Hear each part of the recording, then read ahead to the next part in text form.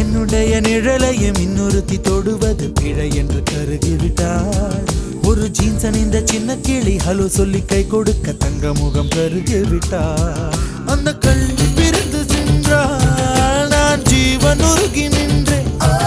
அந்த கல்வி பிரிந்து சென்றால் நான் ஜீவன் உருகி நின்றேன். சின்னதொரு காரணத்தான் சிறகடித்து மறைந்து விட்டாள். சின்னதொரு காரணத்தான் சிறகடித்து மறைந்து விட்டாள். மீண்டும் வருவாள் நம்பினேனதோ அவள் வரும் வழி தெரியுது தனியே.